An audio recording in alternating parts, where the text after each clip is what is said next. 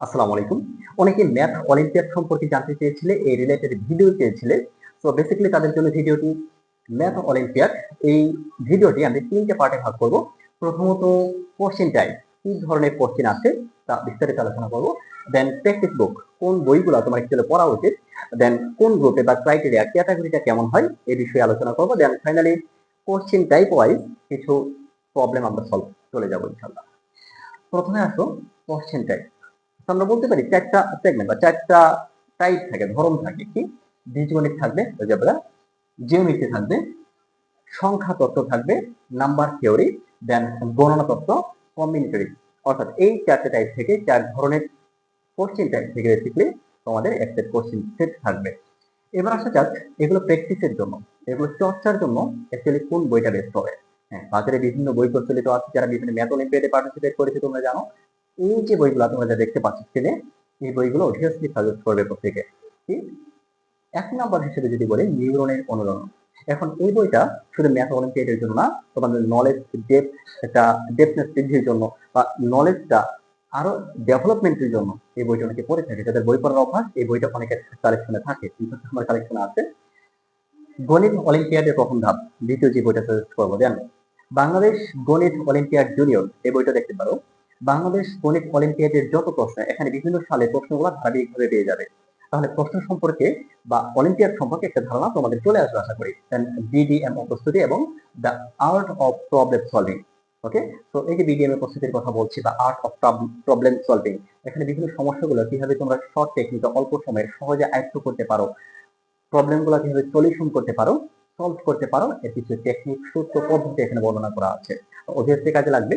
তবে এবার আমি বলে নিচ্ছি, এই যে আমরা বললাম কি প্রথমত কোশ্চেন টাইপ গেল, প্র্যাকটিস বুকস, কোন কোন বইগুলো তোমার প্র্যাকটিস করা উচিত, যে সাজেস্ট করলাম বইগুলো। গ্রুপের কথা বলছিলাম, ক্যাটাগরি বলা যেতে পারে ক্লাস 5 পর্যন্ত এটা প্রাইমারি লেভেল, 4টা সেগমেন্ট, 4টা টাইপ যদি বলি, 4টে গ্রুপ।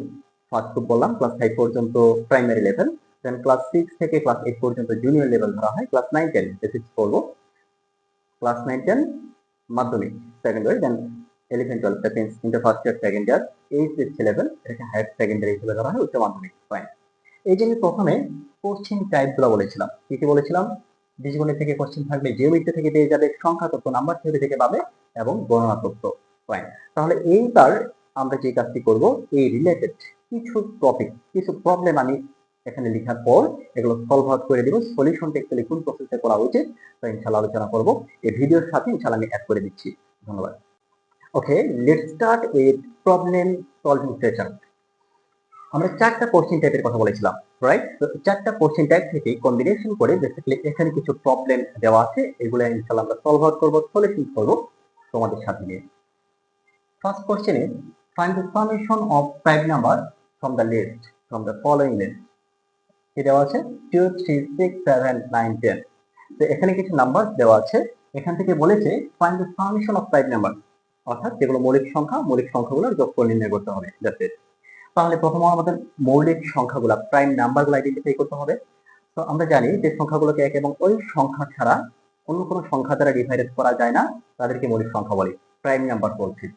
তাহলে এখানে প্রাইম নাম্বার কোনগুলো? 2 3 7, রাইট? সো হ্যার প্রাইম নাম্বার ইজ, সলিউশনে লিখতে হবে হ্যার প্রাইম নাম্বার ইজ, আচ্ছা আমি সংক্ষেপে লিখবো, প্রাইম নাম্বার কত দেওয়া আছে বলো? 2 3 7, এই তিনটাই হচ্ছে শুধুমাত্র prime number. Fine. Okay, finally we have to find out the summation of prime number. Okay, so summation of prime number. Okay, full লিখবে তোমরা। Summation of prime number is equal to 2 plus 3 plus 7. Fine. 2 plus 3 is equal to 5 plus 7 is equal to 12, right? Okay, এটি answer. Answer 12. Done. আমরা next কোশ্চেনে চলে যাব। If 3x minus 4 is equal to 11, then find out the value of 6x. Okay, so প্রথমে আমরা simplify করব। 3x, okay, তাহলে here given 3x minus 4 is equal to 11, then 3x is equal to 11 minus to যেটা আমরা side change করছি, minus 4 side change করে right সাইডে চলে আসার কারণে প্লাস 4 হয়ে গেল। উত্তর তোমাদের জানা আছে obviously. 11 plus 4 is equal to 5, 15, sorry. Then x is equal to 15 divided by 3 is equal to 3. 3, 5 is equal to 15, right? 5. Then our digit value 6x. Finally, but then 6x is equal to 6 into x. The value of x is 5. So 5 into 6 is equal to 30. Okay, this is the answer. Next question, solve it. 12 plus কি দেওয়া আছে 12 ভাগ 2 পূর্ণ 4/4, অর্থাৎ এই যে 2 কত 2 পূর্ণ 4/4, অর্থাৎ এটি মিশ্র ভগ্নাংশ। তোমরা ভগ্নাংশের ক্লাসিফিকেশন জানো, তাই জানো প্রকৃত অপ্রকৃত মিশ্র, তাই তো? যখন মিশ্র ভগ্নাংশ থাকে আমরা যে কোনো ম্যাথের ক্ষেত্রে এটাকে কি করি অপ্রকৃত ভগ্নাংশে কনভার্ট করে নেই, রাইট?